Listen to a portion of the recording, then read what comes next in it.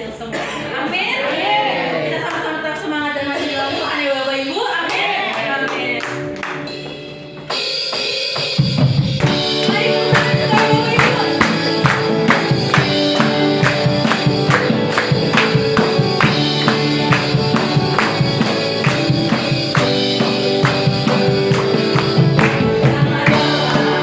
Bekerja di dalamnya Tuhan, Roh Kudus yang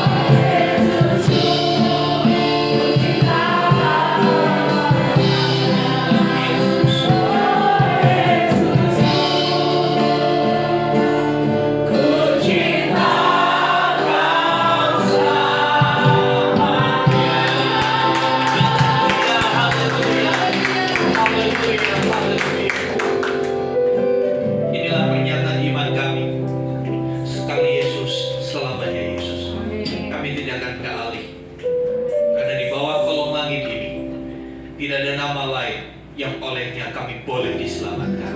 Hanya nama Tuhan Yesus Kristus, Tuhan dan Juru Selamat kami, yang telah mati bagi kami, bangkit dan naik ke surga. Biarlah kami yang sudah putus asa, kami beroleh pengharapan yang baru. Melalui kenaikan ke surga, kami akan melihat ada hal-hal dahsyat yang Tuhan kerjakan bagi kami umat. Engkau tidak meninggalkan kami, tapi dengan kenaikan ke surga, kami akan menerima kuasa dari tempat yang maha tinggi untuk kami melanjutkan karya-Mu di muka bumi.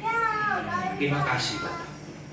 Berkati anak muda kami yang sudah melayani kami dalam ujian penyembahan.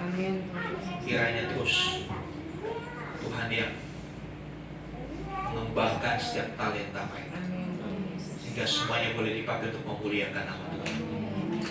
Terima kasih Bapak. Berbicaralah karena kami siap mendengar. Dalam nama Tuhan Yesus kami berdoa. Haleluya. Amin. Silakan duduk Bapak Ibu Saudara. Shalom. Ya, terima kasih untuk anak-anak muda kita. Ini penampilan perdana mereka. Ya, mereka melayani Tuhan dengan ketulusan. Kita percaya mereka akan menjadi pemimpin-pemimpin gereja di masa depan. Amin. Ya. Saudara yang dikasih Tuhan, ya kita bersyukur karena negara kita mengakui hari ini sebagai hari raya umat Kristen dengan memberi warna merah di kalender. Bukan hanya hari ini, besok dikasih tambahan libur cuti bersama. Iya, hari kenaikan Yesus Kristus. Saudara yang dikasih Tuhan, iya.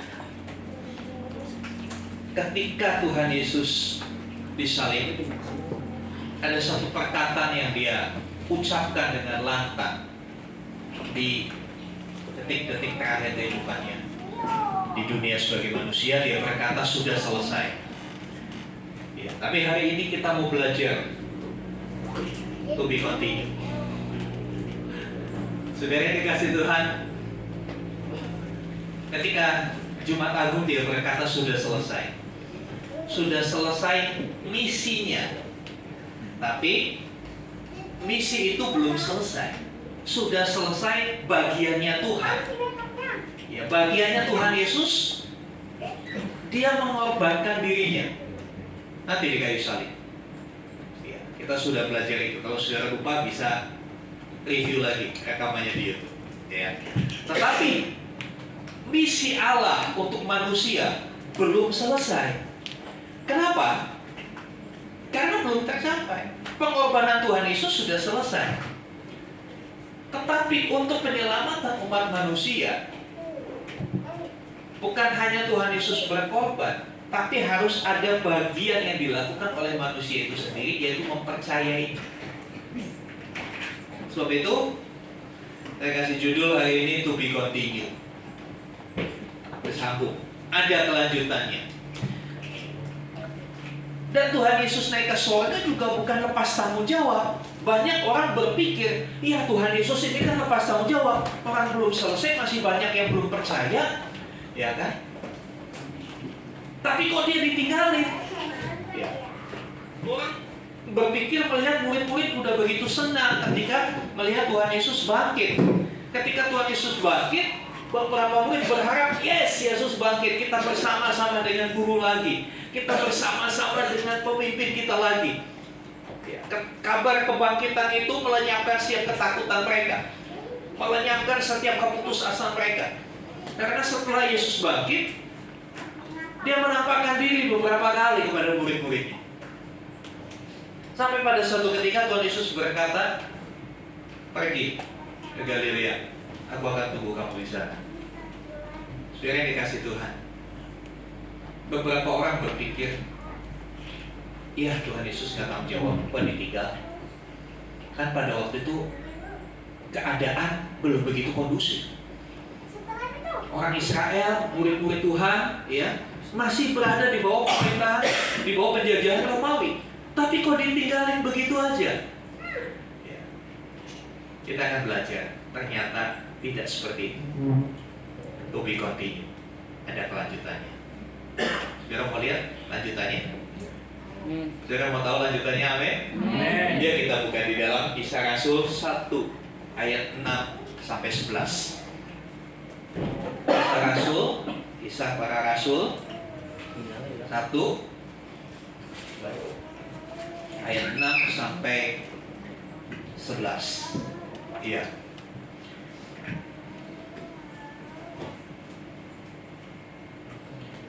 Iya, judulnya Yesus berangkat ke sorga. Demikian firman Tuhan, maka bertanyalah mereka yang berkumpul di situ, Tuhan, maukah Engkau pada masa ini memulihkan kerajaan bagi Israel? Jawabnya, Engkau tidak perlu mengetahui masa dan waktu yang ditetapkan Bapa sendiri menurut kuasa-Nya.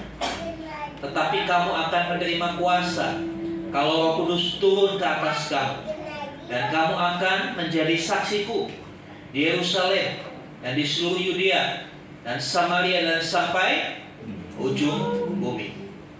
Sesudah Ia mengatakan demikian,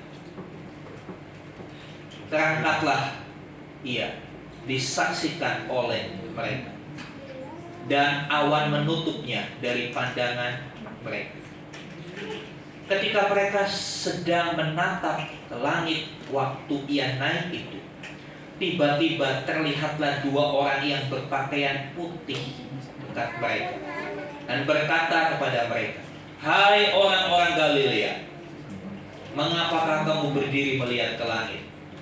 Yesus ini yang terangkat ke sorga meninggalkan kamu akan datang kembali dengan cara yang sama seperti kamu melihat Dia naik ke sorga." Saudara, ini cerita tidak begitu banyak disingkapkan, tidak begitu banyak diceritakan, tidak terlalu didramatisir.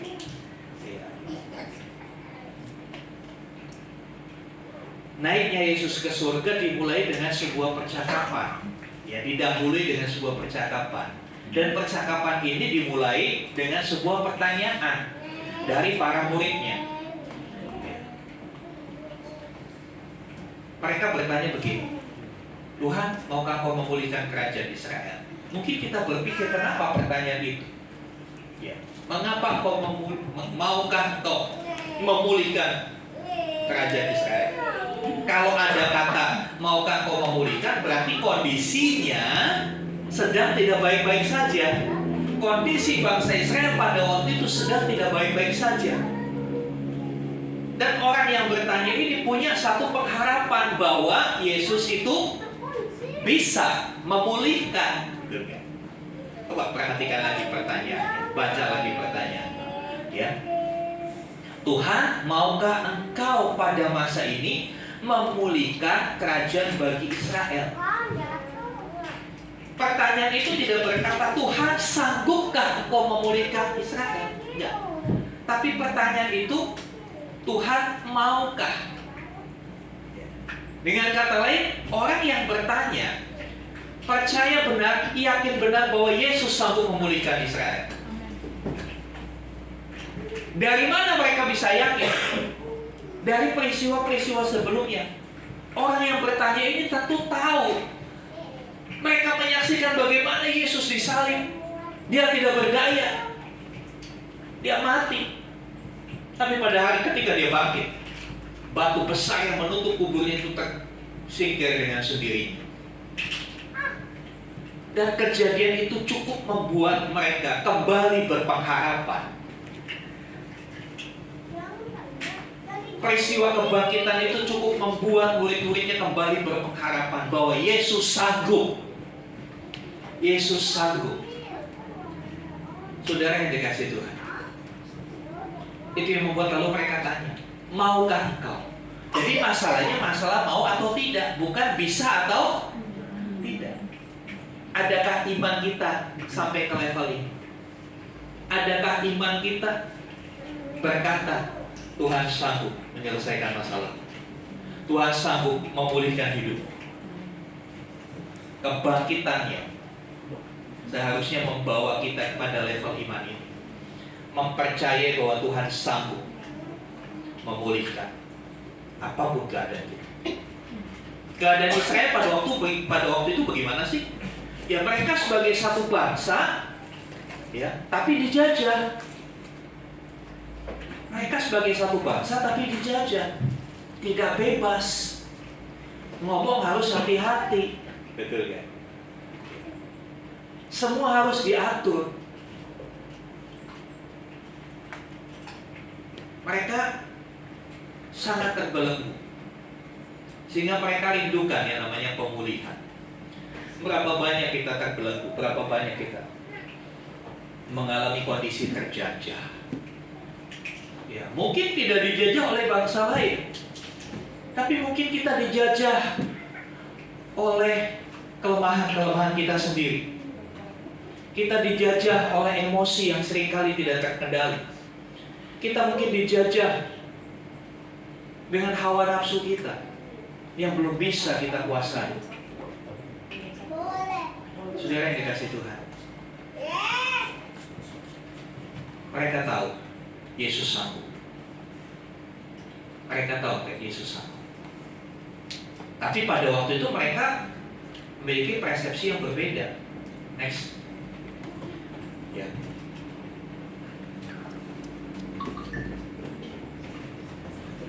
Ya, saudara yang dikasih Tuhan, mereka punya persepsi yang berbeda pada waktu itu. Mereka berpikir dalam pertanyaan itu, mereka beranggapan bahwa ya, kenapa kisah ini to be continue? Ya, karena kisahnya belum berakhir, kisahnya belum selesai. Ya. Kenapa belum selesai? Ya, kita melihat bahkan sampai hari ini karya penyelamatan itu belum benar-benar selesai. Yesus yang mengerjakan sudah menyelesaikan, tapi ada bagian kita yang harus kita lakukan dan itu belum selesai. Makanya biar yang sholat ya. Biar yang dikasih Tuhan. Tadi pertanyaan itu mempertanyakan keadaan bangsa Israel secara jasmani. Keadaan bangsa Israel yang diduduki, yang dijajah oleh Roma. Ya. Tapi kalau kita melihat jawaban Tuhan Yesus, sepertinya nggak nyambung. Coba perhatikan lagi, ya. Jawabnya, engkau tidak perlu mengetahui masa dan waktu yang ditetapkan Bapa sendiri menurut kuasanya. Ketika mereka bilang, maukah engkau saat ini memulihkan? Kadang-kadang kita pingin ketika punya persoalan, ketika punya pergumulan, kita pinginnya sekarang kelar. Betul gak saya? Siapa sih orang yang pingin berlama-lama dalam pergumulan? Saya juga gak mau berlama-lama bolak-balik ke GSI, kontrol mata, operasi lagi, sudah 7 kali dan ini bakal menuju ke 8, saudara. Kebayang gak saudara, operasi mata 8 kali? Siapa yang mau? Saya pinginnya cepat kelar. Saya pinginnya cepat selesai. Kalau biar sekali aja udah kelar. Apalagi orang-orang zaman sekarang, saudara. Zaman teknologi serba cepat, kirim uang cepat, pinjam uang juga cepat, bayarnya yang lama, gitu kan. Saudara yang dikasih Tuhan, kondisi yang serba instan ini membuat kita pinginnya buru-buru. Tuhan cepat pulihin saya dong Tuhan. Saya kan udah berdoa, Tuhan pulihkan ekonomi saya. Masa udah masuk bulan ke-5, ekonomiku masih tetap seperti ini, cepetan. Saudara yang dikasih Tuhan, jawaban Tuhan Yesus ini berlaku untuk jasmani dan rohani. Tuhan Yesus berkata, engkau gak perlu tahu waktunya. Kau gak perlu tahu waktunya. Bapa menurut kuasanya yang akan menyelesaikan itu. Waktu itu bukan hanya berbicara tanggal berapa, bulan berapa, atau jam berapa. Waktu itu bicara soal kondisi seperti apa. Ya. Dalam kondisi tertentu, maka pemulihan itu akan Tuhan kerjakan dalam hidup kita. Saudara dikasih Tuhan, setelah Tuhan Yesus menjawab, kamu nggak perlu tahu. Dengan kata lain, kalau bahasa sederhananya, kamu nggak perlu tahu, itu urusan Bapak, ya kan? Lalu ayat 8 ini kalau kita lihat dari pertanyaannya, wah, ditanya ini kok Tuhan Yesus jawabnya ini kayak nggak nyambung, ya kan? Tuhan Yesus bilang apa di ayat 8? Kita baca sama-sama, 2, 3. Tetapi kamu akan menerima kuasa kalau Roh Kudus turun ke atas kamu, dan kamu akan menjadi saksiku di Yerusalem, Yudea, Samaria, dan sampai ke ujung.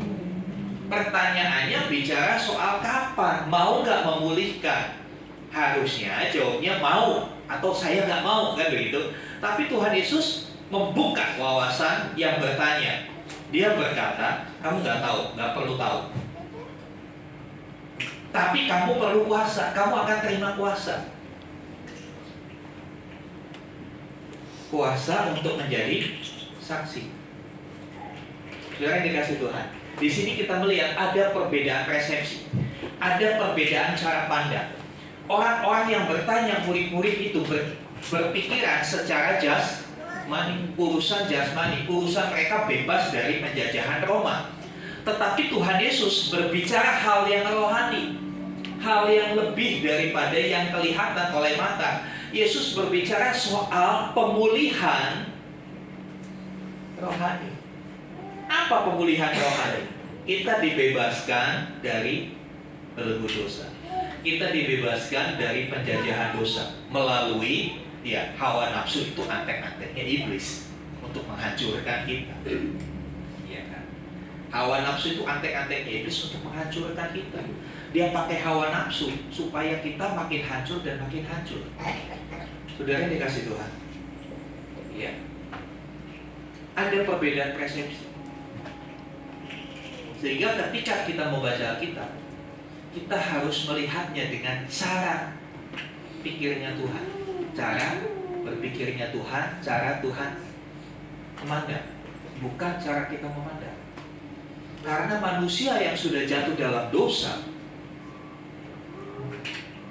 Yesaya 59 ayat 1 dan 2, ayat yang kedua dikatakan, tetapi yang merupakan pemisah antara kamu dan Allahmu adalah segala dosamu.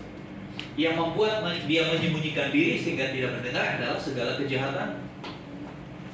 Keterpisahan inilah yang membuat manusia gak nyambung kalau diajak ngomong sama Tuhan, gak nyambung dengan maksudnya Tuhan. Ada hal yang lebih penting dari setiap pergumulan dunia. Ada hal yang jauh lebih penting daripada pergumulan gak punya duit, kurang duit, gak ada kerjaan. Ada hal yang lebih penting dari itu. Nah, kita harus melihat bahwa segala sesuatu yang kelihatan, yang jasmani, itu merupakan hasil, itu merupakan akibat, itu merupakan fenomena yang muncul. Maksudnya apa? Yang kelihatan itu sebetulnya hanya akibat. Penyebabnya itu sesuatu yang tidak kelihatan. Kalau saudara lihat orang makan begitu rakus, nambah rakus, yang saudara lihat apa? Dia makannya semangat, nyenengin gitu ya. Ada apa di baliknya? Ya mungkin dia tanpa dia ngomong, dia udah seminggu nggak makan. Iya kan? Mungkin dia seminggu nggak makan, jadi begitu udah makan gitu. Ada sesuatu yang menyebabkan peristiwa-peristiwa di alam nyata. Itu adalah hal-hal rohani. Sebab itu Tuhan membawa pemikiran mereka. Sebelum dia tinggalkan murid-muridnya, dia membawa pemikiran mereka bahwa yang penting itu bukan yang jasmani, tapi yang rohani. Karena sebetulnya manusia itu diciptakan sebagai makhluk rohani. Kenapa saya mengatakan manusia itu diciptakan sebagai makhluk rohani? Kembali ke Kejadian 1. Ketika Tuhan menciptakan manusia, ya, ada sesuatu yang spesial dari manusia, yang tidak dimiliki oleh ciptaan yang lain. Binatang-binatang, tumbuh-tumbuhan nggak punya ini. Manusia punya ini. Apa? Roh Allah. Ketika Tuhan berkata, hendaklah tanah menumbuhkan tumbuhan-tumbuhan yang berbiji, itu tumbuh sendiri. Hendaklah muncul dari laut binatang-binatang. Tuhan membentuk binatang-binatang laut, binatang-binatang di darat. Tapi tidak ada satu ayat pun dalam kitab Kejadian 1 yang mengatakan Tuhan Allah menghembusi binatang-binatang itu dengan nafas hidup. Hanya saudara dan saya, hanya spesies manusia dihembusi dengan nafas hidup. Itu yang membuat kita menjadi makhluk rohani yang bisa berhubungan dengan Tuhan. Tidak diceritakan dalam kitab Kejadian 1 dan 2 Allah berkomunikasi dengan binatang. Enggak ada. Allah berkomunikasi dengan manusia.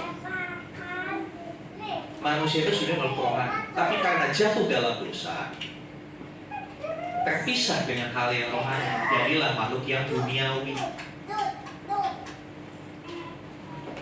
Nah, sebelum Tuhan Yesus naik ke surga, Dia mau ubah cara berpikir murid-muridnya. Yang penting itu bukan yang duniawi, tapi yang rohani. Yang penting itu bukan masalah mereka bebas dari penjajahan roh. Ada yang lebih membahayakan dari penjajahan roh, penjajahan dosa dalam hidup kita.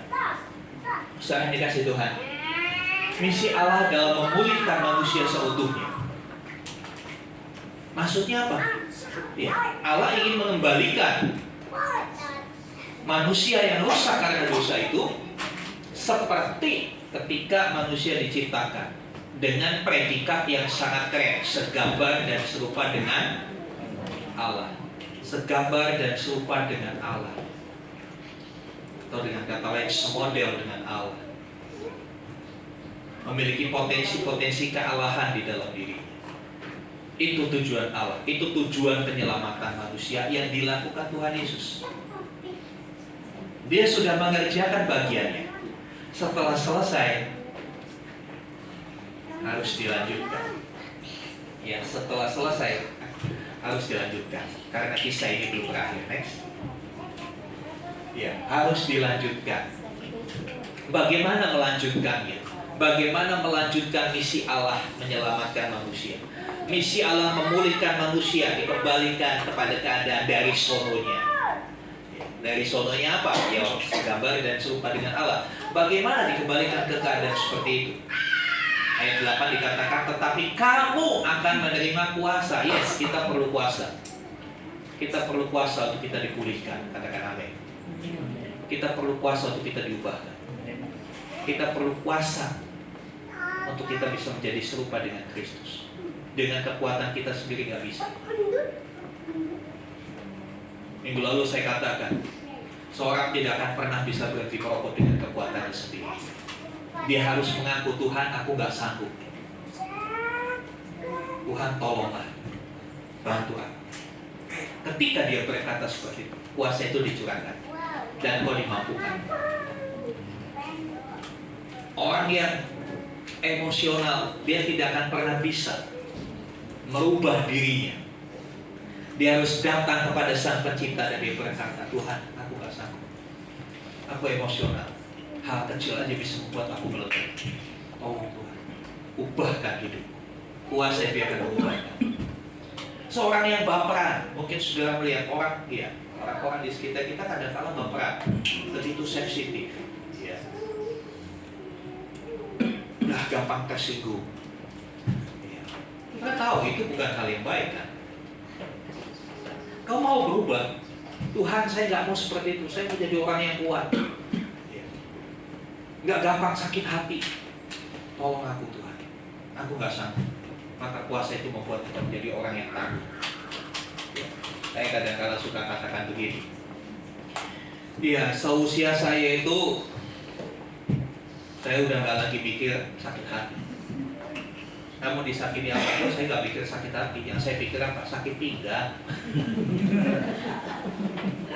Ya kalau sudah seumur udah menjelang 50 kan, udah harusnya nggak mikir sakit hati lagi. Amin. Jadi mikir apa? Gimana supaya nggak sakit pinggang?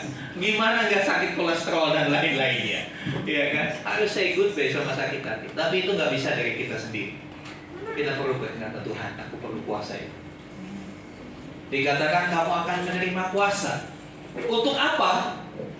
Untuk apa, saudara? Untuk menjadi saksi. Baca Alkitab saudara, saksi bukan sakti ya. Banyak orang karismatik ingin menerima Roh Kudus supaya jadi sakti. Kenapa? Doain orang jatuh. Oh, keren kan? Doain orang jatuh. Jadi kalau mau berkelahi, doain aja nanti orangnya jatuh. Bukan untuk jadi sakti, tapi saksi. Saksi itu apa? Orang yang mengalami, orang yang tahu. Orang yang mengetahui satu peristiwa, mengetahui sesuatu, mengalami sesuatu itu, sehingga dia bisa berkata, menceritakan apa yang dia alami. Kita diberi kuasa untuk jadi orang yang seperti itu. Mengalami bagaimana Tuhan mengubah hidup kita, mengalami bagaimana Tuhan menolong kita. Dari pengalaman itu kita bisa cerita.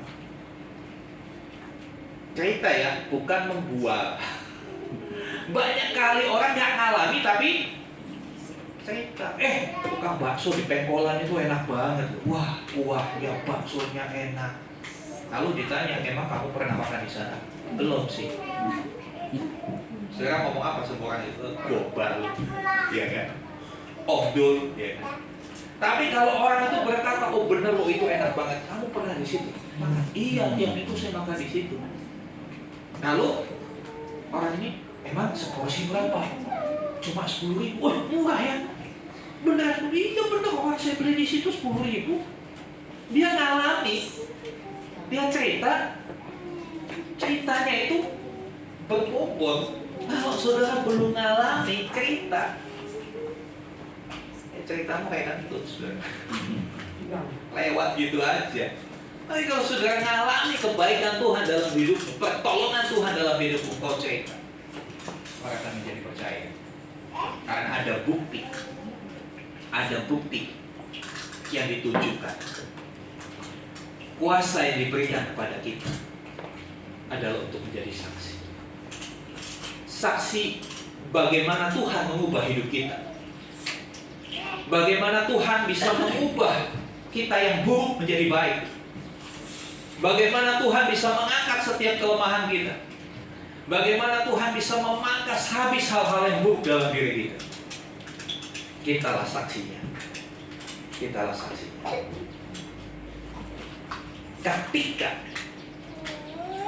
kita bisa menjadi saksi, dan banyak orang yang bisa menerima kesaksian itu, cepat atau lambat pemulihan terjadi di tiap keluarga.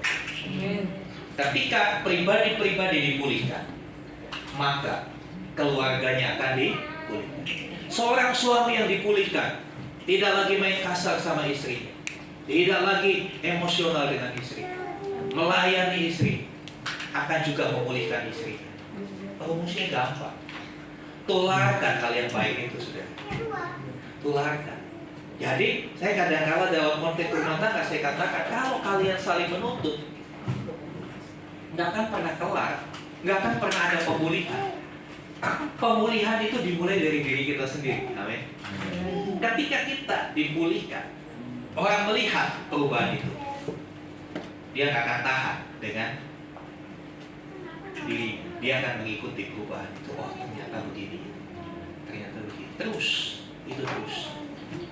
Suami dipulihkan membuat istri dipulihkan, suami istri dipulihkan membuat anak-anak dipulihkan, keluarga yang dipulihkan membuat gereja dipulihkan, gereja satu dipulihkan, gereja satu dipulihkan, membuat kota dipulihkan, kota satu dipulihkan, kota lain dipulihkan, satu provinsi dipulihkan, provinsi demi provinsi dipulihkan, negara akan mengalami pemulihan, negara demi negara dipulihkan, dunia akan dipulihkan.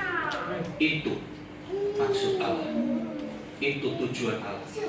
Karena ingin dipulihkan oleh Tuhan. Bukan hanya orang Kristen, tapi semua spesies manusia Tuhan ingin memulihkan. Semua spesies manusia akan dibawa kembali kepada kondisi segambar dan serupa dengan Allah. Kalau segambar serupa dengan Allah, gak ada lagi yang hutang gak bayar. Kalau segambar dengan serupa dengan Allah, gak ada lagi yang sengketa ini, sengketa itu. Kalau sudah setiap manusia segambar dan serupa dengan Allah, maka industri senjata akan berhenti. Ngapain kita bikin senjata? Kita mengasihi kan? Hari-hari ini negara-negara besar, negara-negara kaya berlomba bikin rudal, berlomba bikin bom nuklir. Kenapa? Untuk apa? Saling menghancurkan. Mereka nggak berpikir ketika satu kota dibom, kota itu dibom, iklim berubah, iklim merusak, dia sendiri kena akibatnya kan? Caranya Tuhan itu bukan seperti itu. Caranya Tuhan itu bukan menghancurkan, tapi memulihkan. Dan saudara yang dikasih Tuhan, misi ini harus dituntaskan oleh setiap orang percaya dengan kuasa Roh Kudus. Apa yang Tuhan Yesus lakukan sudah selesai, tetapi misinya belum selesai, harus ada yang melanjutkan. Dan tongkat estafet untuk penyelesaian misi Allah ada di tangan setiap orang percaya. Orang percaya punya tugas. Mari kita baca di dalam Markus pasal yang ke-16. Markus 16 ayat 19-20. Tolong saudara Niki bacakan. Bisa kasih Markus 16 19-20. Markus 16 ayat 19 dan 20. Sesudah Tuhan Yesus berbicara demikian kepada mereka, terangkatlah ia ke surga, lalu duduk di sebelah kanan Allah. Ayat 20. Mereka pun pergilah memberitahukan Injil ke segala penjuru, dan Tuhan turut bekerja dan meneguhkan firman itu dengan tanda-tanda yang menyertainya. Iya.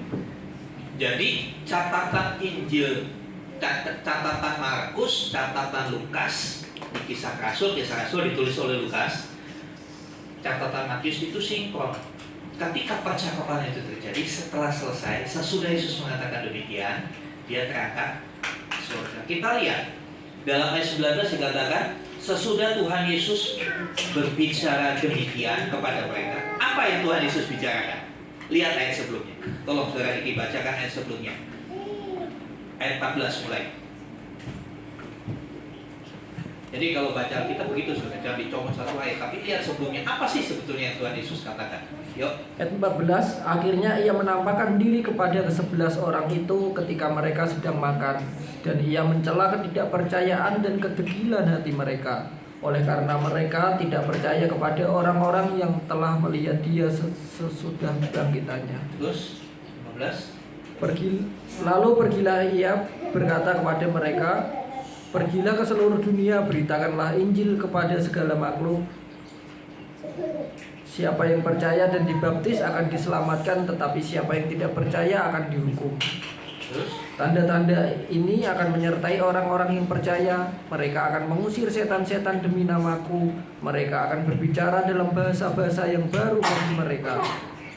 Mereka akan memegang ular, dan sekalipun mereka meminum racun maut, mereka tidak akan mendapat celaka. Mereka akan meletakkan tangannya atas orang sakit, dan orang itu akan sembuh. Ya. Saudara, ini yang dikatakan Tuhan Yesus sebelum dia naik ke surga. Pergilah, beritakanlah.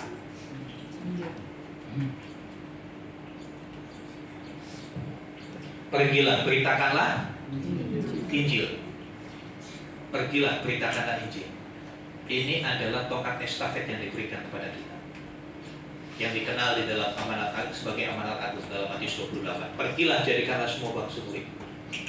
Ya, pergi untuk menuntaskan misi Allah. Apa yang diberitakan? Keselamatan hanya di dalam Tuhan Yesus.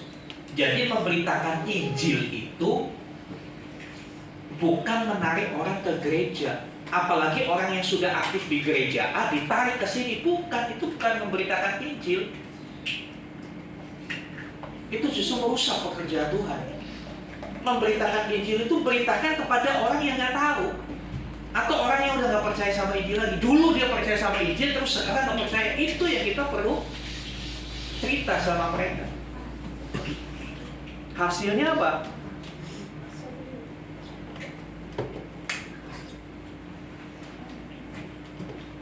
Hasil dari pemberitaan Injil apa? Pertobatan. Bukti dari pertobatan apa? Mau dibaptis. Oleh sebab itu kalau saudara belum dibaptis, ayo ambil kesempatan untuk saudara dibaptis. Karena dikatakan barang siapa yang percaya dan dibaptis akan diselamatkan. Buktinya percaya itu saudara menyerahkan diri dibaptis. Misi ini harus dilanjutkan oleh orang percaya. Sebab itu Tuhan Yesus dalam Kisah 1 ayat 8 mengatakan kamu akan menerima kuasa. Itu gentlenya Tuhan begitu, mengutus tapi juga memperlengkapi, tidak cuma nyuruh tapi memperlengkapi, diperlengkapi dengan kuasa. Kuasa untuk menjadi saksi. Saksi yang seperti apa? Kita ngalami dulu baru kita cerita. Dan tanda-tanda ini menyertai orang percaya dikatakan. Ada pembuktian dari Tuhan. Apa pembuktiannya? Kuasa untuk mengadakan mujizat, meletakkan tangan atas orang sakit, orang sembuh, minum racun maut, gak apa-apa. Saudara yang dikasih Tuhan. Mungkin kita berpikir itu buat para pendeta. Saya mau kasih tahu saudara, ayat-ayat ini berlaku buat semua orang percaya, bukan hanya buat yang punya titel STH. Ya, karena saya mau kasih tahu, STH itu hanya gelar akademis yang menunjukkan saudara sudah belajar 8 semester mempelajari teologi. Banyak orang yang belajar teologi tetapi tidak punya koneksi dengan Tuhan, jadi tolol gila. Orang teologi juga saya ngomong begini kenapa? Banyak orang teologi tekun mempelajari Alkitab, hanya menggunakan otaknya, akhirnya jadi tolol dan gila. Saudara tahu, aliran-aliran sesat itu bukan orang yang nggak belajar teologi, orang belajar teologi. Bahkan gereja setan, satanic church yang berkembang di Amerika dan sudah masuk di beberapa wilayah di Indonesia, yang mereka benar-benar mendeklar dirinya, kami menyembah setan. Bapak kami Lucifer yang di neraka. Dua bapaknya di bawah. Saya pernah ketemu salah satu anggotanya. Pemimpinnya Anthony Sanderlaut itu adalah seorang mahasiswa teologi, lulusan teologi. Jadi lulusan STT yang gak punya hubungan intim dengan Tuhan seperti yang minggu lalu saya sampaikan, ya jadi sarjana tanpa Tuhan. Ya. Saudara yang dikasih Tuhan, bukan berarti saya meremehkan saudara-saudara yang punya gelar STH, MTH, DTH. Tapi kalau nggak hidup sebagai saksi Kristus, benar-benar jadi STH, sarjana tinggi hati, sekolah lagi, belajar lagi jadi MTH, makin tinggi hati. Saudara yang dikasih Tuhan, ayat-ayat ini buat setiap kita yang mau. Bahkan kadang-kala Tuhan memakai orang-orang yang dianggap bodoh bagi dunia untuk memuliakan namanya. Siapa Petrus? Seorang nelayan. Ya, seorang nelayan. Tapi dia punya hati yang mengasihi Yesus. Mungkin dia pernah salah dalam mengekspresikan kasihnya kepada Tuhan Yesus. Ya kan, Petrus pernah salah dalam mengekspresikan kasihnya. Ketika di Taman Getsemani, Tuhan Yesus ditangkap, Tuhan Yesus cabut pedangnya, dia tebas tuh telinga salah satu prajurit, salah satu orang-orang yang menangkap Tuhan Yesus. Dia salah mengekspresikan kasihnya kepada Tuhan. Tapi dia punya hati yang lembut. Walaupun penampilan Petrus sepertinya garang, sepertinya agresif, emosional, tapi hatinya lembut. Dia mau bertobat. Tuhan pulihkan. Itulah proses pemulihan. Kadang-kadang kita gagal, tapi Tuhan tidak pernah menyerah untuk proses hidup kita. Tuhan tidak pernah menyerah. Dalam bahasa Jawa, Tuhan gak pernah nyerah ngopeni kita. Gagal maning, tapi kasihnya tidak pernah berkesudahan. Misi ini Tuhan berikan kepada kita. Kenaikannya ke sorga, meninggalkan pesan, meninggalkan amalan untuk kita memberitakan Injil kepada bangsa-bangsa. Apa hari-hari ini yang paling sering kita ceritakan sama saudara-saudara kita? Dalam komunitas kita, dalam kumpulan-kumpulan, di lingkungan, apa yang paling sering kita ceritakan? Tentang gempa bumi, tentang politik, tentang apa?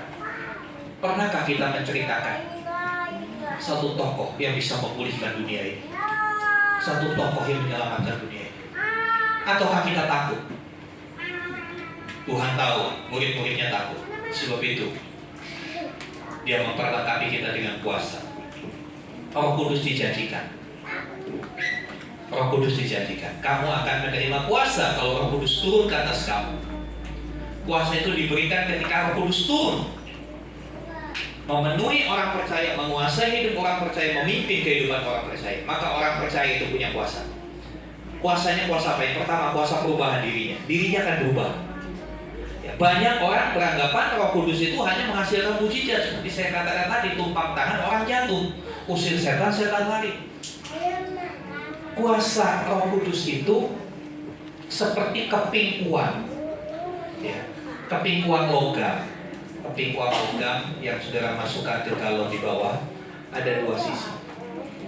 Satu sisi Roh Kudus memberikan karunia-karunia, memberikan kemampuan-kemampuan ilahi, menyembuhkan, membuat, mengusir setan, mengetahui yang belum terjadi, ya kan? Satu sisi betul Roh Kudus memberikan kemampuan itu, tapi sisi yang lain, Roh Kudus memampukan kita untuk menghasilkan buah roh. Apa itu buah roh? Karakter ilahi, kasih, sukacita, damai sejahtera, kesabaran, kelembutan, dan sebagainya. Itu adalah karya Roh Kudus dalam hidup orang percaya. Banyak orang itu berat sebelah. Cuma Roh Kudus itu, bahasa roh, Roh Kudus mujizat, Roh Kudus menyembuhkan orang sakit begini-begini. Itu baru separuh. Separuhnya Dia kuasa untuk mengubah hidup saudara dan saya. Bukankah ini satu hal yang keren banget? Siapa yang bisa mengubah manusia?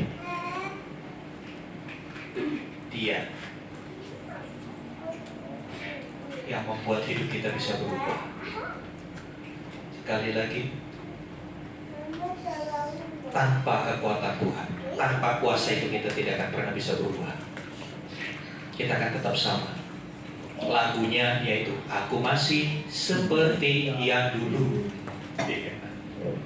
Tapi ketika kita mengizinkan Roh Kudus menguasai hidup kita, lagunya berbeda. Aku berubah, sungguh ku berubah saat ku terima Yesus. Saudara yang dikasih Tuhan, dan pekerjaannya ini, ya, pendelegasian ini akan menjadi sesuatu yang lebih besar. Karena Tuhan Yesus berkata, kamu akan melakukan pekerjaan-pekerjaan yang lebih besar daripada aku lakukan. Tuhan Yesus ngomong gitu, saudara. Kamu akan melakukan pekerjaan-pekerjaan yang lebih besar yang daripada yang aku lakukan. Apa pekerjaan besar yang Tuhan Yesus lakukan? Jemputlah 5 roti 2 ikan, kasih makan 5.000 orang. Tuhan bilang kamu akan melakukan yang lebih besar. Dan itu sudah mulai tergenapi. Ketika Tuhan Yesus berkhotbah, mungkin ya kita ambil referensi dari mujizat 5 roti 2 ikan. Ya makan berapa? 5.000 orang laki-laki. Sama istrinya 10.000 kan. Anak-anaknya kalau ikut KB semua 20.000 gitu kan. Anggap 20.000, 30.000 lah, ya kan. Tuhan Yesus bisa bicara sekali, bisa berkhotbah di hadapan 30.000 orang. Hari ini melalui teknologi digital kita bisa memberitakan firman kepada lebih banyak orang. Tuhan Yesus waktu hidup di dunia, ketika Dia ada di Yerusalem, ya Dia di Yerusalem. Orang yang ada di Samaria nggak bisa dengar Dia khotbah. Ketika Tuhan Yesus ada di tempat lain, ada orang yang perlu didoakan, Lazarus yang sakit, orang harus utus utusan kepada Tuhan Yesus supaya Tuhan Yesus datang. Tapi hari ini kuasa kesembuhan bisa disalurkan juga lewat teknologi internet. Mendoakan jarak jauh bisa. Saya berkhotbah, di-share di YouTube, dari belahan dunia manapun bisa mendengar pemberitaan ini. Bukankah kita melakukan pekerjaan-pekerjaan yang lebih besar dari Tuhan Yesus lakukan? Saudara, dengan Tuhan Yesus naik ke surga, ada perubahan pelayanan, perubahan model pelayanan. Dulu waktu Tuhan Yesus di dunia pelayanannya, ya masih konvensional, artinya apa? Di mana dia berada, di situ bisa melayani. Tapi ketika dia naik ke surga, pelayanannya tidak bisa dibatasi oleh ruang dan waktu. Pelayanannya bisa dilakukan di waktu yang bersama, di tempat yang berbeda. Seperti hari ini, saya nggak tahu berapa ribu orang yang datang ke gereja-gereja memuji, memuliakan Tuhan. Itu tidak pernah bisa dilakukan di zaman Yesus. Jangan berkata itu karena kemajuan teknologi. Kalau kau berkata, ya itu kan kemajuan teknologi, Pak. Saya tanya, teknologi yang buat siapa? Manusia kan? Kenapa manusia bisa membuat teknologi? Manusia punya akal, siapa yang ciptakan? Saudara yang dikasih Tuhan, hal yang terakhir yang membuat kita patut bersuka cita ketika kita memperingati hari kenaikan Tuhan adalah next. Ya, Yesus akan datang kembali, Kristus akan datang kembali. Ayat 11 dikatakan, hai orang-orang Galilea, kenapa kamu lihat ke langit? Yesus ini yang naik ke surga, dia akan datang kembali dengan cara yang sama seperti dia naik. Saudara yang dikasih Tuhan, kenaikannya ke surga membuktikan beberapa hal. Kenaikannya ke surga yang pertama membuktikan, ya dia memang berasal dari surga. Dia memang berasal dari surga. Bukan hanya berasal dari surga, dia yang mempunyai surga. Karena dia yang punya surga, sudah selayaknya kita mempercayai dia. Ya, saya tidak bisa berkata begini, Niki, kamu mau nggak saya kasih mobil? Mau nggak Niki? Percaya nggak kira-kira kalau saya menjanjikan mobil kepada Niki? Percaya nggak? Ya nggak percaya. Lah bapak sendiri nggak punya mobil, mau kasih mobil, ya kan? Jangan mempercayai orang yang nggak punya kemampuan untuk menepati janjinya. Ya, jangan makan janji, nanti kembung udah makan janji. Tuhan Yesus sebelum naik ke surga, sebelum kematiannya, dalam Yohanes 14 Tuhan Yesus berkata, jangan takut, jangan gelisah hatimu, di rumah Bapakku banyak tempat tinggal. Aku akan pergi ke sana, menyediakan tempat bagi kamu. Setelah selesai disediakan, aku akan kembali menjemput kamu, membawa kamu ke tempat yang aku sediakan. Apakah perkataan ini bisa dipercaya? Kalau yang ngomong ini Petrus nggak percaya. Kenapa? Orang bilang, lalu aku bukan di pinggir danau Galilea. Lu mau kemana? Jangan ngibul deh. Kan begitu. Tapi justru dengan Yesus naik ke surga, orang percaya dia benar-benar dari sana. Dia benar-benar dari sana. Dia benar-benar pemilik surga. Dia pemilik tempat itu. Dia pemilik rumah itu. Dan dia berjanji dia akan datang kembali. Untuk apa kedatangannya yang kedua? Bukan untuk disalib lagi, cukup sekali saja pengorbanannya di atas kayu salib. Untuk apa? Untuk menjemput gerejanya yang telah menyelesaikan tugasnya. Tugasnya apa gereja? Menjadi saksi. Dia akan datang kembali, mengangkat kita, membawa kita naik seperti ketika dia naik ke surga. Dia akan membawa kita ke tempat yang telah dia sediakan. Dia akan memberikan ganjaran buat setiap kita yang telah menuntaskan tugasnya. Jadi saudara yang dikasih Tuhan, peristiwa kenaikan ini kadang-kala hanya lewat begitu saja. Tapi ketika kita merenungkan, ketika kita mempelajari firman Tuhan, begitu penting peristiwa yang kita rayakan hari ini. Dia mengubah cara berpikir kita supaya kita tidak melulu jasmani, tidak melulu dunia. Karena hidup di dunia itu sementara. Tidak selama-lamanya kita hidup di dunia. Sebutlah saudara hidup 100 tahun. Ya. Tapi kita Mazmur mengatakan isinya itu penderitaan. Orang kalau udah 100 tahun kan berdirinya susah, ya kan? Makan bakso udah nggak bisa, ya kan? Apalagi makan bebek gitu ya. Udah tarik-tarikan gitu, udah kasih ya, hidup di dunia ini sementara. Mari kita ubah. Karena Tuhan berkata, pikirkanlah perkara yang di atas, bukan yang di dunia. Iya, kita di dunia memikirkan perkara di dunia.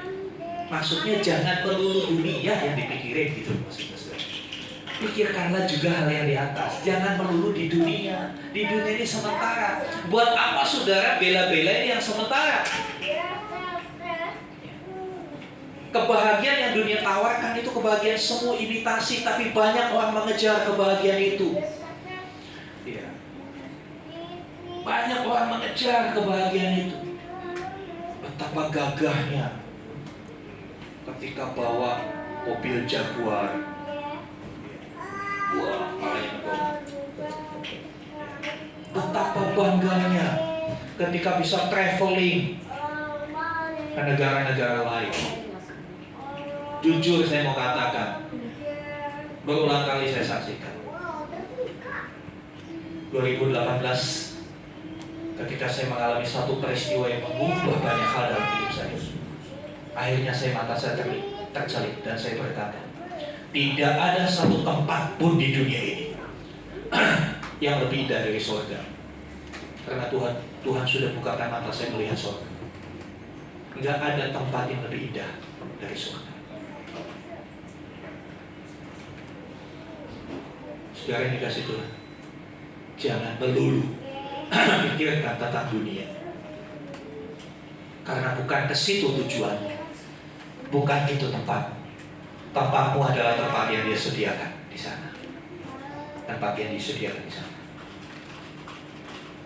Sehingga kematian bagi orang percaya bukanlah satu musibah, tapi sukacita besar. Kenapa? Berjumpa dengan kekasih jiwanya Yesus. Kadang-kala kan kita suka ngegombali Tuhan, betul gak saudara? Kita nyanyi, Yesus kekasih jiwaku. Bilang Yesus kekasih jiwa. Kalau saudara punya kekasih, ya, siapa di sini yang punya kekasih? Hafiz punya kekasih? Ya sih. Kalau punya kekasih gimana? Pinginnya sering ketemu, betul gak? Pinginnya sering ketemu. Tapi kita nyanyinya Yesus kekasih jiwaku. Begitu suruh doa, aduh doa lagi. Aduh ibadah lagi. Kenapa sih? Tapi mesti ibadah kan tanggapnya rumahnya bisa jalan-jalan. Apalagi itu di seberang gereja tuh begitu menggoda.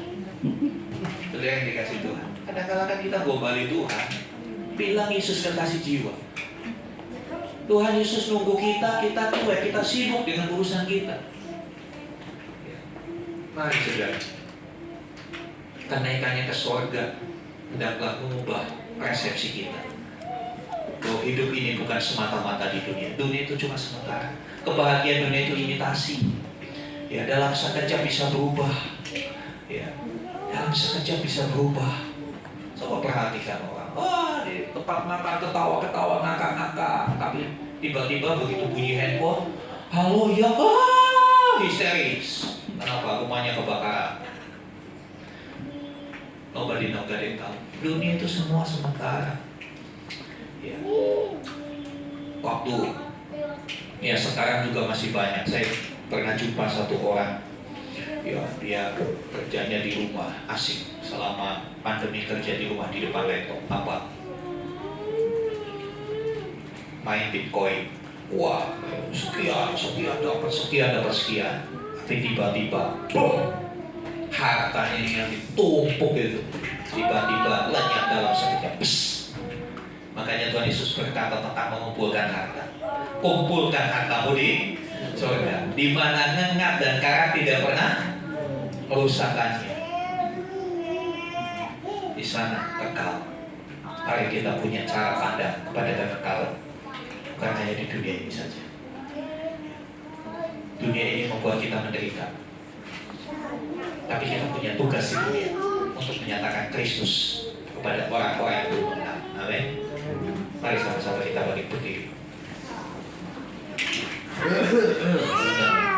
Dan proses musik.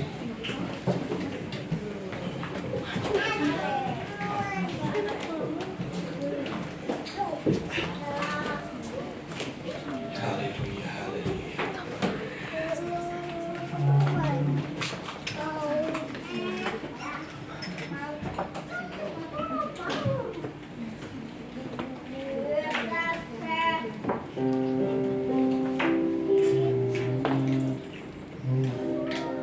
Melalui peringatan hari kenaikannya ke surga, mari setiap kita memiliki cara pandang yang benar tentang hidup. Hidup bukan hanya sekedar yang di dunia, hidup bukan sekedar yang kelihatan, tapi hidup sesungguhnya adalah ketika kita bersama-sama dengan Tuhan di dalam kekekalan. Ada tempat yang telah Dia sediakan bagi kita. Jangan terlalu betah di dunia, saudara. Jangan terlalu betah di dunia. Percayalah, tempat yang Dia sediakan jauh lebih baik daripada tempatmu di dunia. Jauh lebih baik dari Bali, jauh lebih baik dari Jepang, jauh lebih baik dari Amerika dan negara manapun yang bisa disebutkan manusia. Kerajaannya adalah kerajaan yang tidak tergoyahkan.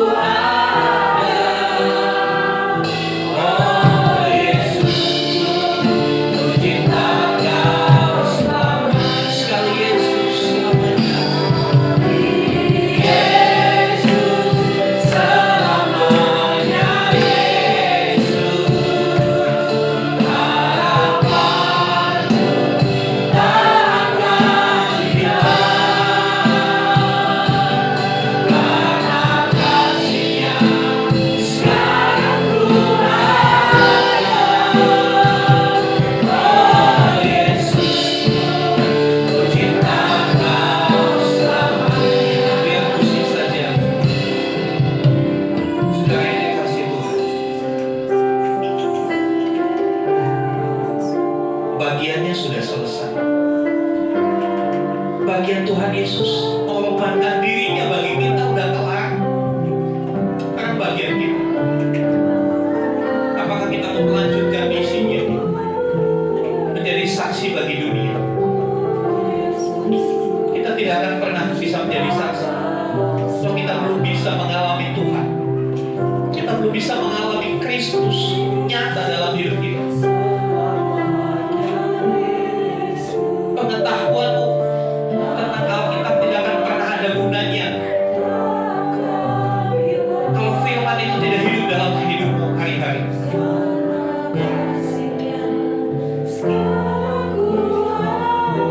Haleluya, haleluya. Mari arahkan pandangan pada Tuhan dan Juru Selamat kita. Katakan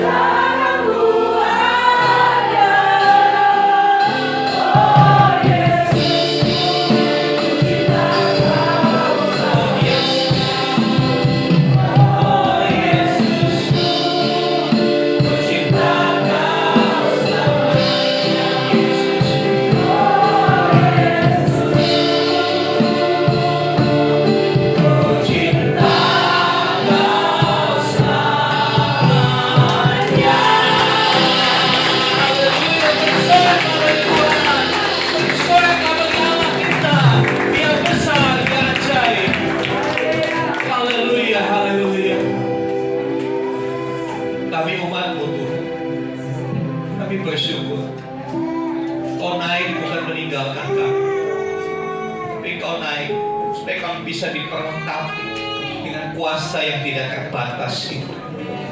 Kuasa yang sanggup mengubah hidup kami, kuasa yang sanggup mentransformasi karakter-karakter kami, supaya kami serupa dengan Kristus. Terima kasih akan naikkan ke surga, memberikan suatu harapan baru. Pada saatnya akan datang kembali Tuhan Yesus, membawa kami.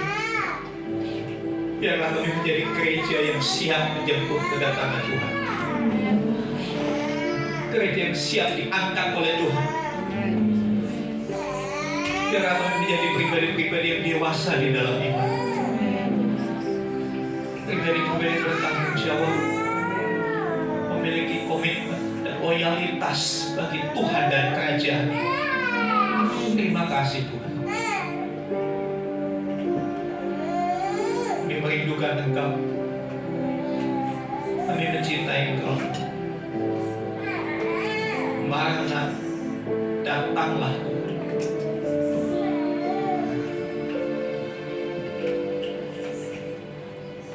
Dalam nama Tuhan Yesus kami berdoa. Amin. Silakan duduk Bapak Ibu Saudara yang dikasihi Tuhan. Ya, kita diberi kesempatan. Pagi hari ini kami mengucap syukur Tuhan Yesus. Kami boleh bersama-sama untuk memperingati kenaikan putra-Mu Tuhan Yesus Kristus ke surga. Pagi hari ini kami dibekali dengan firman Tuhan.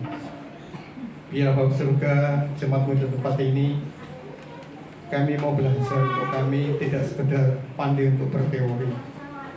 Kami bukan sekedar pandai untuk kami berbicara, tetapi biarlah kami boleh hari lepas hari kami teruji, kami menjadi pelaku-pelaku kebenaran itu Tuhan.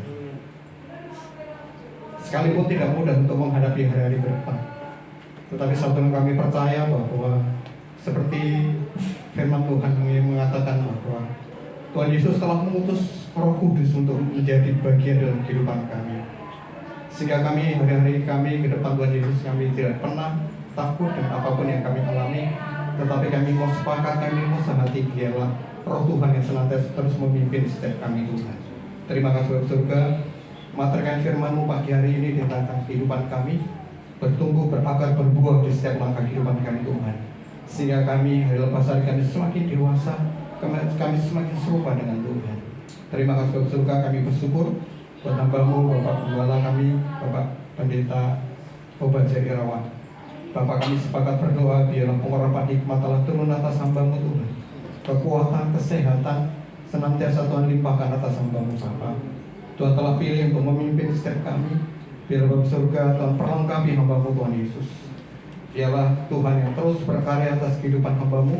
Berkati juga keluarganya, Budia bersama dengan Salsa Sera. Kami percaya Tuhan akan perhatikan keluarga ini. Tuhan yang senantiasa terus membimbing keluarga ini, dan Tuhan yang senantiasa terus menyertai setiap langkah keluarga ini Bapak. Terima kasih surga, kami juga menyerahkan untuk seluruh jemaat yang bersama-sama dengan kami pada pagi hari ini Tuhan. Bapak, kami percaya berkat anugerah Tuhan yang senantiasa terus memampukan kami untuk kami melalui kehidupan kami hari-hari ke depan Tuhan Yesus. Bila setiap pengajaran, setiap kebenaran yang telah kami dengar melalui komunitas ini Bapak, kami tidak lupa dengan setiap nasihat maupun setiap firman Tuhan yang telah kami dengar. Tetapi kami mau belajar Tuhan Yesus. Bila kami menjadi dewasa bersama-sama, kami mau menjadi maju bersama-sama, dan kami mau bahwa hidup kami berkenan bersama-sama dengan Gembala kami di tempat ini Tuhan Yesus. Terima kasih Bapak, apapun pekerjaan usaha kami percaya campur tangan Tuhan yang senantiasa nyata setiap kami. Terima kasih Bapak surga, kami bersyukur buat keberadaan gereja ini Tuhan. Kami bersyukur kalau kami hari kemarin kami boleh perpanjang ruko ini Tuhan, dan kami bersyukur Tuhan telah memampukan setiap kami untuk kami boleh mencukupi apa yang menjadi pendana di dalam perpanjangan ruko ini Tuhan Yesus. Kami bersyukur bahwa pemilik tempat ini mengizinkan kami untuk kami boleh pakai untuk setahun ke depan Tuhan. Bahkan pengharapan kami dan kerinduan kami untuk kami boleh memiliki ruko tersendiri Tuhan Yesus. Apa yang telah kami sharingkan Tuhan Yesus untuk ruko di sebelah yang akan dijual Tuhan. Bapak, pagi hari ini kami sepakat bila kerajaan Allah turun dan kehendak-Mu yang jadi atas kerinduan kami Tuhan Yesus.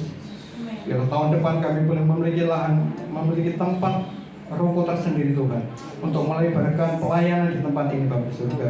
Bapak, kami percaya bahwa mukjizat itu masih ada, dan kami percaya apa yang tidak pernah kami lihat dan apa yang tidak pernah kami dengar, apa yang tidak pernah timbul dalam hati kami, itulah yang Tuhan sediakan bagi gereja ini. Terima kasih Bapa surga, terima kasih Roh Kudus. Kami menyerahkan untuk lingkungan kami di mana kami beribadah Tuhan. Kami melepaskan damai sejahtera Allah turun atas lingkungan kami di dalam nama Tuhan Yesus Kristus. Berkati bangsa dan negara kami Tuhan Yesus. Kami percaya campur tangan Tuhan yang senantiasa bersama-sama dengan bangsa ini. Sekalipun secara ekonomi kami mengalami suatu masalah atau penurunan Tuhan, tapi kami percaya Tuhan yang sanggup melakukan perkara tanpa batas atas bangsa ini. Terima kasih Bapa surga, terima kasih Roh Kudus. Kami bersyukur pada pagi hari ini, seperti Tuhan telah menghantarkan kami di tempat ini dengan selamat. Demikian juga Tuhan akan menyertai sepanjang perjalanan kami sampai rumah kami masing-masing Tuhan Yesus. Bahkan damai sejahtera Allah yang melampaui segala akal yang senantiasa bersama-sama dengan kami. Terima kasih Bapak surga. Sebelum kami pulang kami rindu menerima berkat-Mu melalui hamba. Mari arahkan hatimu, angkat tanganmu dan sekarang terimalah rahmat anugerah dari Bapa di surga. Di dalam kasih dan karya Tuhan Yesus bersama-sama persekutuan kuasa dari Roh Kudus. Terimalah berkat-berkat jasmani, terlebih lagi berkat rohani.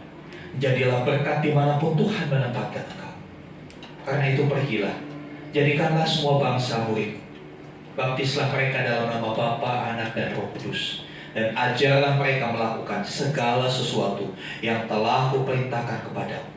Dan ketahuilah aku menyertai kamu senantiasa sampai kepada akhir zaman.